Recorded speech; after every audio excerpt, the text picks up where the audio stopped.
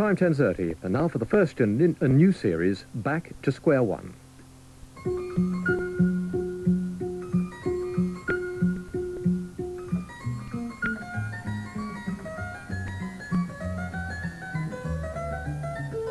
Welcome to the quiz game, Back to Square One.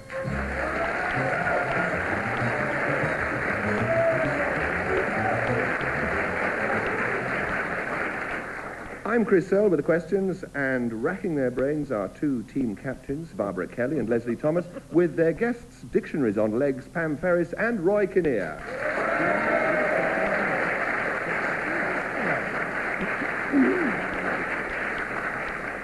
In this quiz, we explore the origins of well-known expressions, words, place names, slang terms, and anything that has a history to it. Barbara and Pam, would you tell us where the expression came from? Pay on the nail. Pay on the nail. On the nail. You know those bits of blocks of wood that have a skewer sticking out of them? No. Ah. Which Some people keep accounts in this manner, or used to, by sticking... A spike? Yeah, a spike. Is it anything to do with that? No, it isn't to do with that. Oh. Nice idea. Pay on the nail. Is it an American expression at all? No, it's not American. What? Not American, no. Not American. Pay on the... Oh, gosh, you're getting... It's very specific. It's quite interesting, Yes, historical. has anything to do with the nails on your fingers? I hope not. No, it hasn't No. to do with those sort of nails either. Roy and Leslie, have you got an idea? I've never heard the expression in my life, but I suppose that it's an old-fashioned expression from way back, and we still use it today. Sometimes. Well done, Roy. I'll give you no. Well, it's a gift, isn't it? It is, really. It's extraordinary. I think it's when people came to pay their rents or tithes or whatever, in rural districts perhaps, and they used to have to gather at a certain place, and where there was a nail. Something to do with horseshoes. No, nothing to do with horseshoes. No. I like the idea of gathering round a nail. That was the point of the road where they all had to meet. No. They were so stupid in those days, of course. Oh, Nothing look, else they to do, said, really. a nail. A nail, yeah. Oh, look at that nail. Now, I will pay on that. I've got an idea. I've got an idea. all right. But, we can still go for the 5 points, can we? Before yes, we you look can. for- You're still in the 5 points area. Go on. Excellent. Bristol. The nails in Bristol. They're a set of bollards, I suppose you'd call them. Oh. Well, if you like to call that. Yes, and they have... I remember walking past them and people saying those are the nails in Bristol. And they are flattened on the top where money has changed hands. They have dents in them. And it must be that perhaps that's where the money changed hands after an auction? After wages? Pam, Sales? say no more, Pam. Pam Ferris, 5 points. Well, Yay, woo! absolutely right.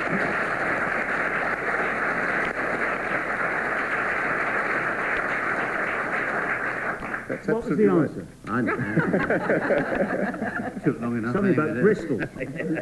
Nail seat. Yes, in Bristol, outside the Corn Exchange in Bristol, the nails survive to this day. They're upright columns or pillars with copper dishes on top. And people used to trade. It doesn't matter about what sort of debt it was. People used to trade for corn, presumably, on those particular nails, by putting the money on top of this nail-shaped bollard in the street outside. So, well done, Pam. Now, for the second money question, we start with Leslie and Roy. Where does the expression paying through the nose come from? Oh, well, that's when you couldn't pay on the nail. You just stuff it out of your nose.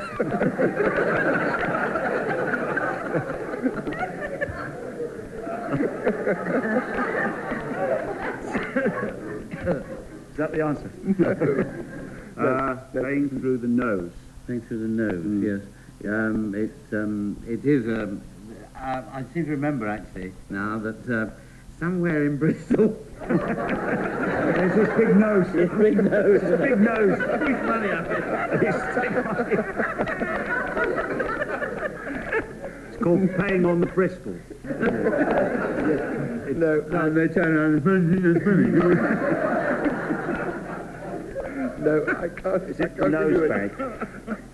can't give you any points for for that. Pam and No, Barbara. actually Leslie knows. Oh, I beg your pardon. Go on then, Leslie. No, I don't. Is it to do with pawnbroking, where the pawnbroker was not allowed to see the customer, and they had some sort of nose, and it was a hole. He's taking And notes.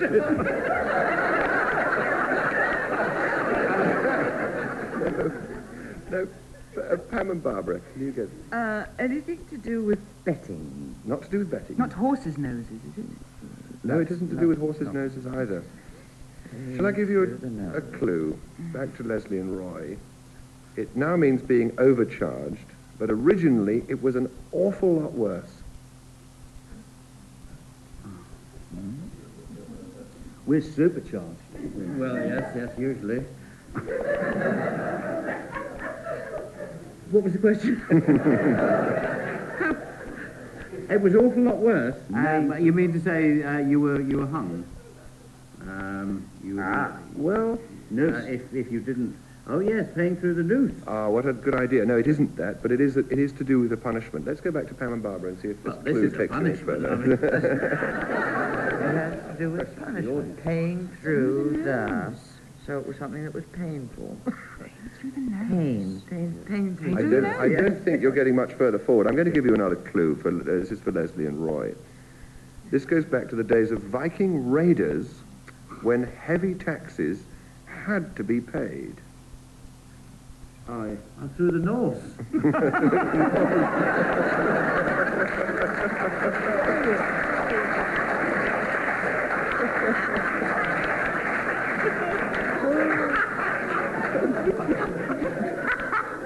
You get 2 points for the worst pun of the evening. I'll see if you can get the answer.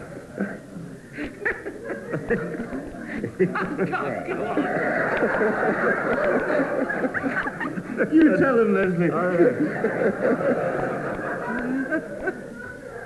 Viking. Yes. Viking. Yes. No, Was it really a nose? Was it? Oh yes, the It nose. was a nose. Was very it much some part sort of the thing that the Vikings had, like an animal's head or something like that? They used to carry as a They fan. had the horns, didn't they? Yes. And they stuck the money on the top of it. No, I don't think you're getting there. Let me hand it back to Pam and Barbara, see if you've got the faintest idea what this is. Anything to do with the Viking ships? Which had long noses sticking Yes, out the front of them. long No, it's not noses. that kind of nose either. No, Pam, I any was going to thoughts? say that. Paying Through the nose. So the Vikings used to come out and holler. Are you "Hey, sweet Viking?" Mary. No, I'm going And to it was give you a your... punishment. Go on then. A punishment. So they would, if I didn't pay them, they would hang me up through the nose. Hang me up by the nose. They'd cut my nose off. 2 points, Barbara Kelly. Well done. I'm going to give you that because What did I say? you've actually struggled and guessed. What? What You've did I actually struggled your way to an absolutely correct answer. It's a horrible. The truth is really horrid. It's a punishment for non-payment of taxes. In the 9th century, the Vikings were a bloodthirsty lot, and anyone not paying them their heavy taxes had their nose slit as a punishment. Ouch. Horrid. That's what happened to Kinnear. Ouch. We thought, when the Vikings used to come and rape and pillage and all that stuff, you know. Yeah, all I got was my nose slit. No, but we thought it was possibly that the people used to shout, "No, no," and they said, "That's the nose over Paying there." through the nose. Still concerned with paying up. Here's a free-for-all question. Robbing Peter to pay Paul. Anybody? Oh, yes. It's the two little dicky birds sitting on a wall that I was told about when I was a little girl. Were you? One robbed Peter and the other robbed Paul. That's right. No, I've no idea. That's ridiculous. Fly away, Peter. Fly away. Anything religious at all? Yes, it is religious. So it is from Peter and Paul. Yes. Is it? Oh, Yes. I see. So somebody robbed Peter and paid Paul. I mean, That's right, but we want to know why. Roy and Leslie, any thoughts about this? Robbing Peter to pay Paul? Well, Paul was a apostle, and Peter, of course, was one of the disciples. So if he took some credit away from him and gave it to Paul, that was robbing Peter to pay Paul. Well, it's very ingenious, but it isn't the answer we're after. Roy, do you want to hazard a rough guess? No, I've nothing more to add. No.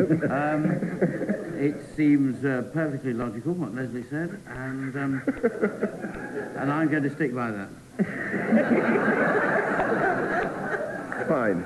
He's just said who's Peter and who's Paul. Shall I tell you the Tell them answer? with their clothes on. I'll tell you the answer. St. Peter's Day and St. Paul's Day are both on the same date, June the 29th. So, to pay respects to both, you had to rob one to pay the other. So, and interestingly enough, it did happen that the revenue from the estates of St. Peter's, London, was plundered to pay for repairs to St. Paul's. But the expression obviously goes back a long way before that. Now, into the next round. Barbara and Pam, for 5 points, explain how Charing Cross got its name.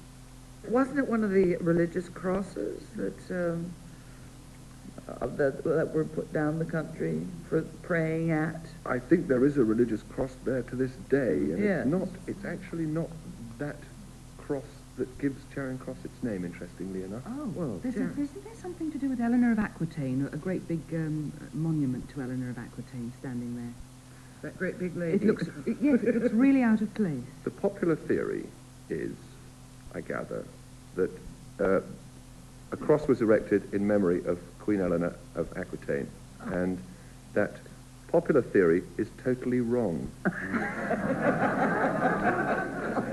The name Charing... too good to be true. I'm sorry, Pam, I mean, full marks not in the game for knowing that popular theory, which is totally wrong, but in fact the name Charing Cross predates Queen Eleanor by a few centuries, and you'll find out why in a moment. Let me hand it over to the other side. Fancy Kinnear and knowing Leslie Queen Thomas. Eleanor of Aquitaine. That's really... We wouldn't... Platform 9, that's all I know about. And there's a statue there. Yeah. Is it a crossroads?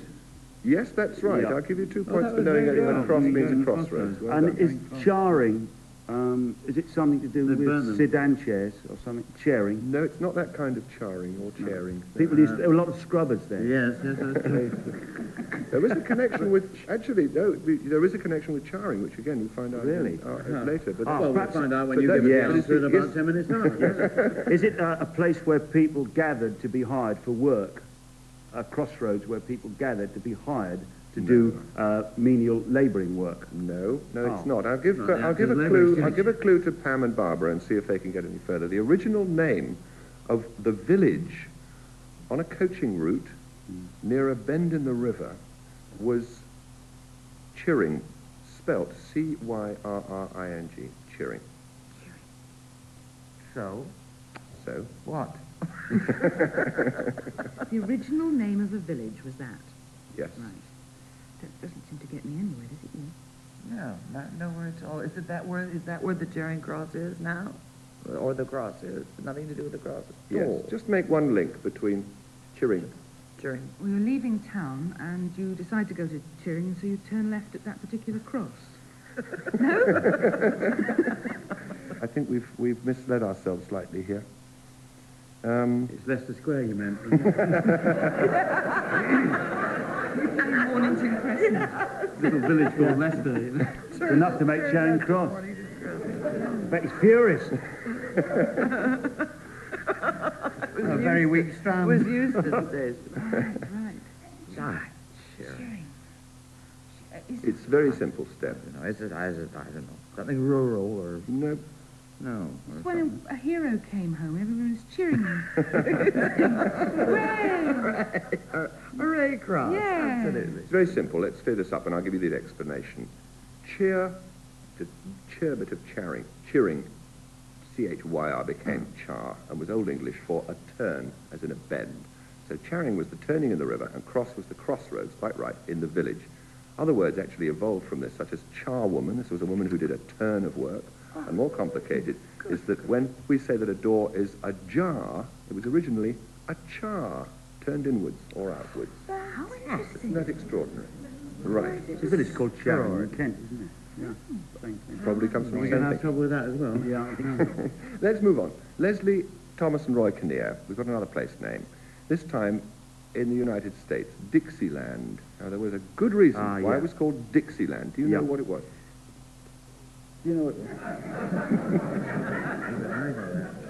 Yes, it's the Mason-Dixon line.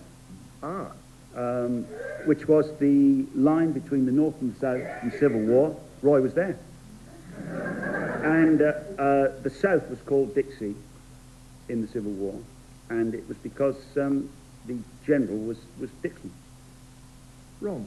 Oh, But what a good, ingenious theory. It sounds so plausible it ought to be right. It is actually wrong. Do you know what it was, Roy?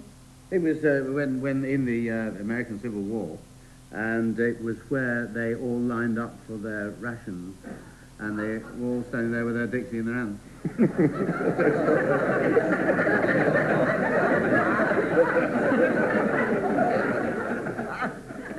Dixie of Dock Green.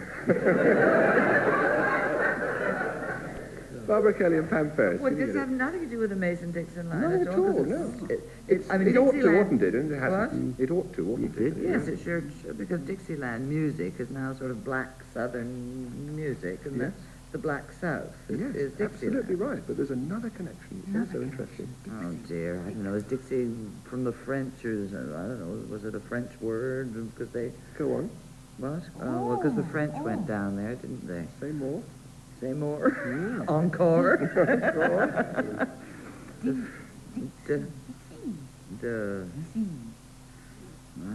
Washington, No, I know that the French went down from Canada and over to Louisiana from France, but I don't know. All right, I let's don't see know. if, I can go no further. All right, let's see if we can give you a clue, reduce the potential score to 4 points. But over back to Leslie and Roy with this clue. It's 2 words, banknotes. Well, that's sorted, that's not. Because it is from the French, isn't it?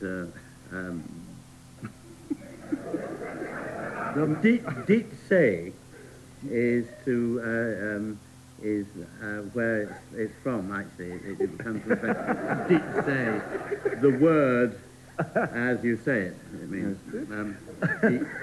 Dixie. No, I think I'm sorry, the no. currency that was used in the South during the Civil War was that was Dixie. It was the money. But why Dixie? That's where they printed it. Oh, it was. Was it a man called Dix?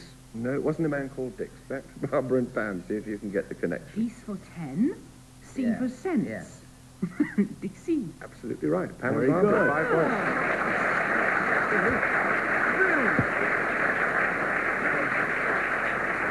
Well done, you went all the way around it. In fact, the French connection was absolutely right. New Orleans had a large French population, and it was the denomination of a $10 bill printed in French.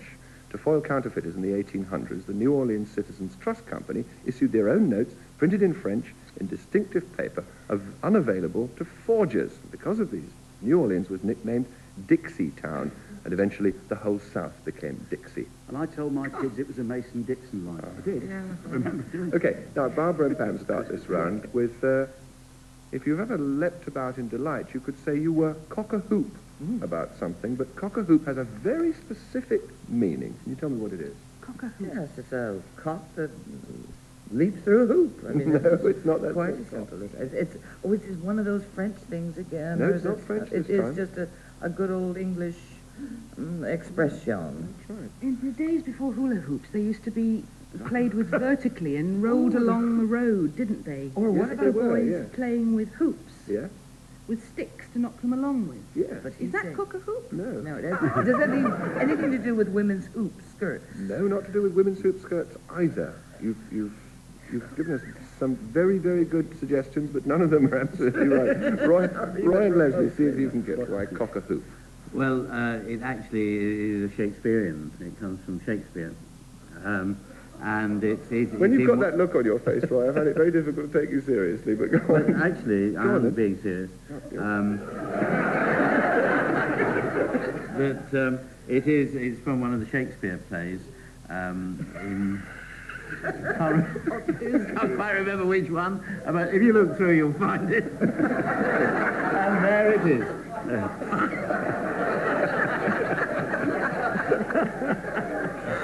Is that your answer? That's it. No. Wrong. Well, don't bother looking because it won't be. I'm sure it The was cock through crows. Bisbee's wall. Is it Is it cockfighting? No, it's not to do with cockfighting. If I give you a clue, I say it has to do with enjoying a village fete and drink flowing freely. Back to Barbara and Pam. Will that help you at all? Ale. A cock's a spout, isn't it, that you for pouring things? Yes, it is. So it's a yes. barrel thing that you undo the thing, and then out comes the ale or the wine. Where does the expression cock a hoop come from? Because the hoop is the part of the barrel. Yes? Yes. Of course, yes. Yes, it is. Oh, so you knock a cock into a barrel in order to pour stuff out of it. Is it Yes, take you- out the bung. Right. bung. And what do you do with it after that? Bung it away. You take the bung and put it... You put it on the yeah. hoop of the barrel. Yes, that's what I wanted. Well done, Pam. 5 points altogether. Very good.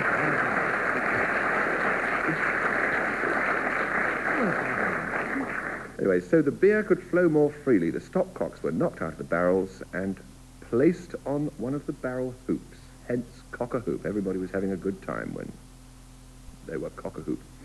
Leslie and Roy, you start this round. After being cock-a-hooped, you may well have had to eat humble pie. Where did the expression humble pie first come from? I'd rather go back to cock-a-hoop.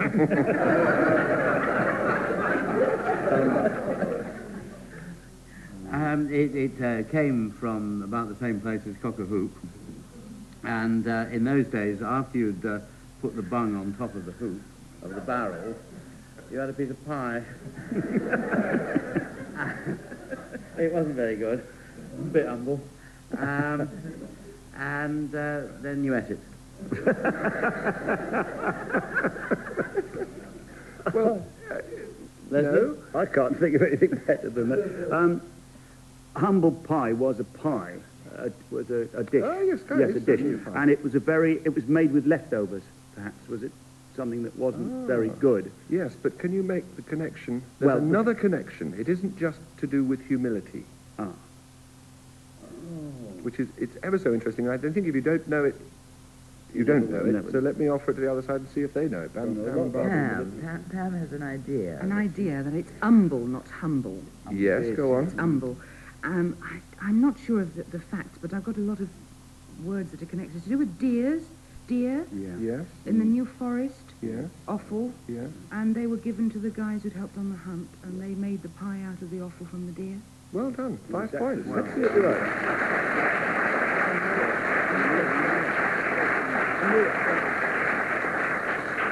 Did you know that? I actually knew that. Yes, And you'd forgotten. no, I did. Honestly, Ham comes from a long the time of bacon. offal of a deer is called its umbles. Yes, Yes, exactly. they're called it's called the umbles. Yes. All right. Yes, that's absolutely right. The word humble was originally umble, which referred to the offal of deer, exactly as you say. And the lord and his upper crust friends would dine on the venison, and the lower orders had to be content with an humble pie. Now, in the previous answer, I mentioned upper crust, so let's have a free-for-all question on just that. Quick answers, guesses if you like, on the derivation of upper crust. Anything to do with the decoration on uniforms or No, it's not that sort of regal? No, yes, it was very good, but it's not that. was, It's, yes. it's because the pie that they had, the lords and the masters, they had the venison, they had, and their crust, that was at the top of the table. So they had to go up a crust. No, it actually isn't that kind of crust. Leslie, any thoughts? Crest. Is it a Not crest? crest? No, not a crest. Crest, crusty No. port. Not Crusty port? No, no. Anything to do with food at all? Yes, just to do with food. Nothing to do with cruet. Not, Not- sort of above the salt or that kind of thing. No, no. Is it bread? Yes, a it's bread bread. crust. It's bread. Yes, So make the connection. Why Oh, well upper then. crust?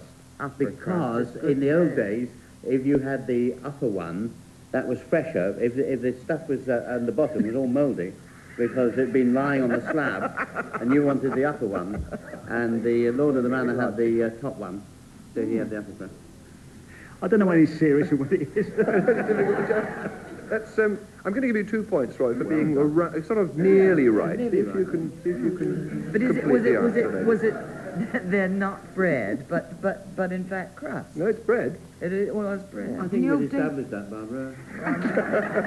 Roy, upper crust. Used to be- So baked in the upper part of the oven. No, not that kind of upper. It's food discrimination again, you're quite right. And the lords and ladies sitting at the top table. At a banquet, loaves of bread were simply ripped apart and the tasty upper crust pieces always went to the top people. The next round is the round where the team captains have the questions and I am in the hot seat attempting the answers. So, Barbara, if your question baffles me, you get 5 points. Now, this is a phrase, and it is by hook or by crook. Interesting. By hook or by crook? Well, it means you're really determined to get to your destination. By hook or by crook, I'll jolly well get there. It's, oh gosh, hook or by crook. You see, it's not so easy being on our side, is it? Hook or by crook. Is it the old days of shepherds or people walking with sticks? There's a crook. A shepherd's crook is a thing with it, like there's a hook on it. Yeah, my goodness, why don't you come and take my place? Yes, But- it does have to do with the shepherd's crook, yeah. Well, is it? Now, I want to know the date and the place. The date of the place. And the name of the And shepherd.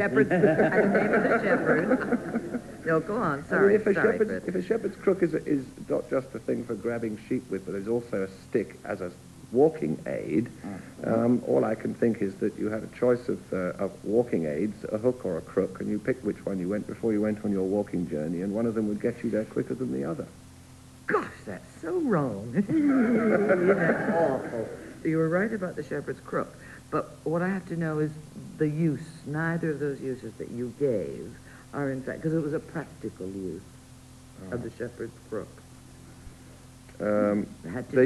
Shepherds in those days used to wear roller skates, and if they saw a passing bus, they would hook their crook round the bar of the bus and get a free ride on their roller skates. No, that's talent shows you're talking about. No, that's not it, so I have to tell you. Okay, yeah? yes. Okay. In the Middle Ages, a landlord's tenants were allowed to collect firewood on his estate, right? However, they couldn't chop down trees, but were restricted to any wood branches which could be pulled down by a shepherd's crook and hacked off by a bill hook. There. Does that make it all clear for Yes, you? isn't that interesting? Well, I'm 5 glad we points to know your that. side. Yes, great. All right, chaps. Roy and Leslie, your turn to try and baffle me. I'd like to know the origin of the phrase, a kangaroo court. A kangaroo court. And it's not a kangaroo in the trap either. It's a kangaroo court, C-O-U-R-T. As in legal court, Yes, as in right. court of law. I think it's a jumped-up court that's been got together at short notice. A sort of, scratch band. They've gone out on the road and said, you and you are a court. And it was But sort of, Yes, we Why- all know what it is, but where did it come from? well, that's kangaroos. Kangaroos go about in the Australian desert by jumping up and down on their back legs. So that's what it means, jumped up. Now, when Australia was desperate for manpower, if you appeared in an English court, it often didn't matter whether you were guilty or not, because they shipped you off to Botany Bay, and the public soon christened these trials kangaroo courts, because that's where you ended up with the Oh, wallabies. so the courts were not in Australia, they were here. No, they were here. You played for the wallabies. That's interesting. Well, 5 points to each side. Well done.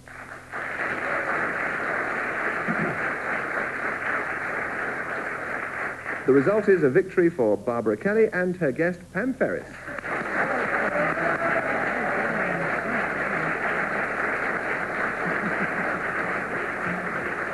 This is Chris Serle saying thank you for listening, and thank you to this week's captains, Barbara Kelly and Leslie Thomas, and their guests, Pam Ferris and Roy Kinnear. The programme was devised and researched by Graeme and produced by Ron McDonnell. So it's goodbye from all of us. Thank you.